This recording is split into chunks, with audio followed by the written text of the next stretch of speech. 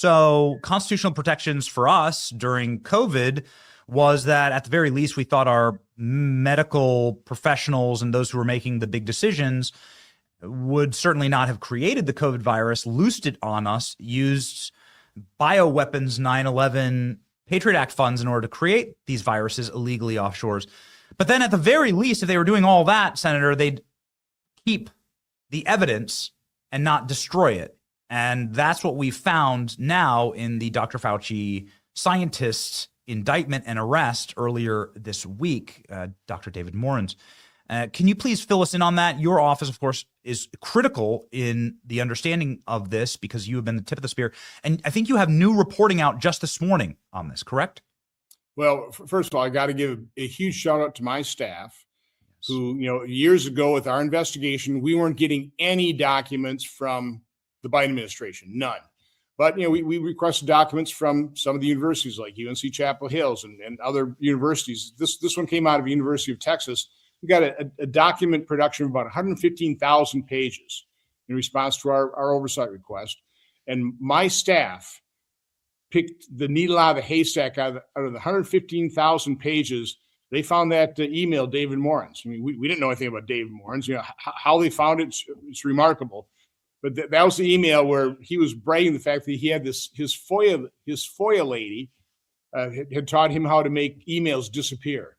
And if you're going to send anything sensitive, send it to my Gmail. Now that's in direct violation of the federal records law. Basically saying he knows how he's destroying federal records. He's avoiding it. So again, we of course turn that over to the Inspector General under the Biden administration. They did nothing. That Inspector General's office took President Trump to come in, kind of overhaul that Inspector General's office. And finally, we have an Inspector General who pursued that. And we've got the indictment against David Morans, which is, again, probably just the tip of the iceberg. I think the new news you're talking about is the report we released in conjunction with our hearing yesterday, where, by the way, within that report, we see further evidence of FDA officials knowing full well that they're covering something up. So let's talk about this offline. This isn't the kind of information we should be putting in email. So we see that same type of evasion, that same kind of cover up. But the big news from our hearing and our report is that on March 1st of 2021, not even 3 months into the emergency use authorization, Peter Marks, the head of CBER, was given a briefing by Anna Schwartzman. She was the expert in FDA working with the inventor of the mathematical algorithm that analyzed VAERS data. They came to Peter Marks, gave him a briefing, said that the current algorithm, because of the uniqueness of having two injections that were very similar and the explosion in VAERS reports, was masking adverse events and safety signals. And so they'd come up with a state-of-the-art system that 26 days later, they presented the results showing there was 49 cases of extreme masking, 25 safety signals being revealed once they unmasked them, including sudden cardiac death, different types of strokes, pulmonary infarction, Bell's palsy, and Peter Marks and the top officials at FDA completely ignored it. They shunted her off to the side. They told her to cease and desist. So again, this is March of 2021. They knew that they were going to mask the safety signals using the current analytics. And by the way, Benny, I didn't need a mathematical model. I showed a chart that going back to 1990, a couple hundred deaths a year being reported to VAERS associated with vaccines. 2021, 21,000 deaths. It's like, hey, hello, Houston, we got a problem here. I did not need a mathematical model, but they hid behind that algorithm so that then Peter Marks, in talking to the injection injured, who they were treating, who they diagnosed as being injection injured, continued to say, well, we're not denying that there's injuries, but we're just not seeing safety signals. I had a video clip of him saying that through December 22nd. We're just not seeing safety signals, when he knew full well that the system they were using to try and find safety signals were going to hide safety signals. I mean, this is sick. It is evil what he did. Let me finish. I'm still about here. Sorry. No, please. 2021 was also the first time NIH started treating the injection injured, people like Breanne Dressen.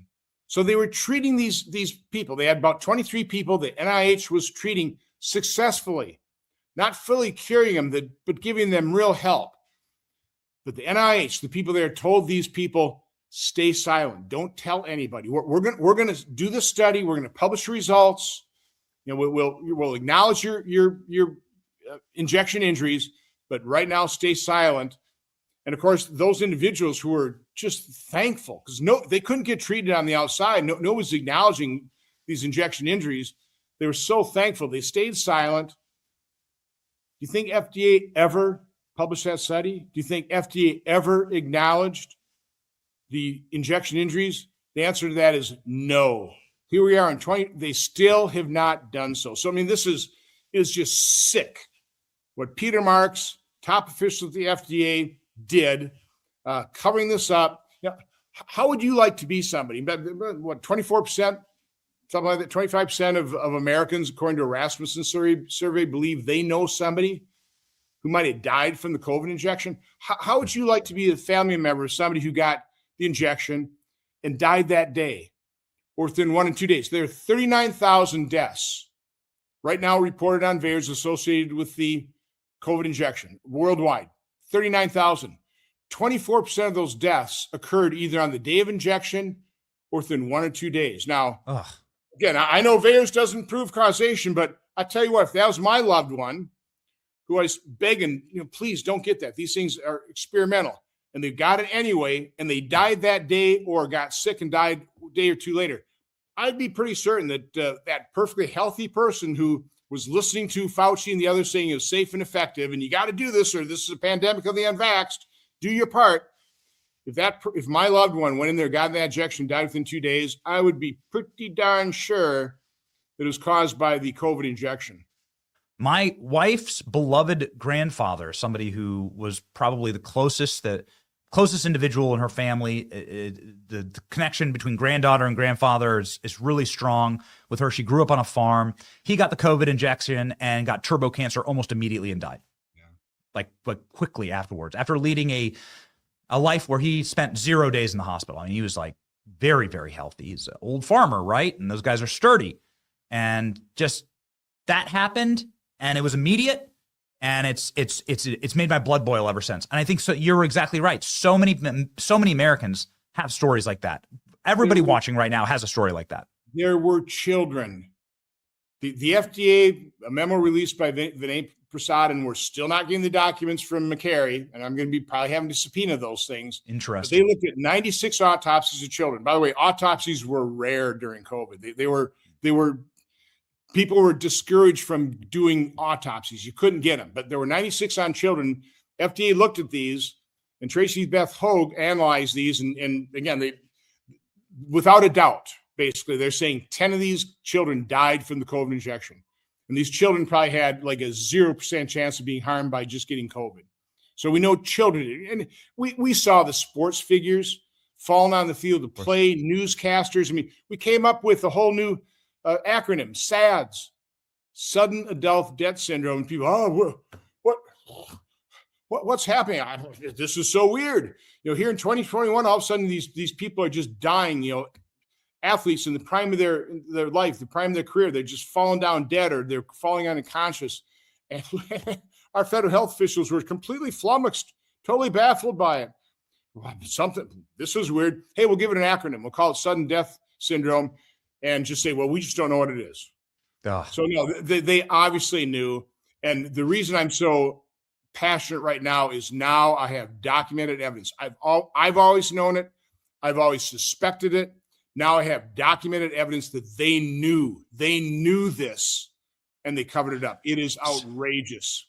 And I don't know what criminal codes or what laws they broke, but again, how many people died that didn't have to die? And if I were one of those family members of a dead, or if I was one of those people permanently disabled, and I knew that these officials, I'd want their names, and I'd want some kind of criminal accountability for the people who covered this up and caused and and led me down the primrose path to take these injections, and it killed a loved one or permanently disabled me.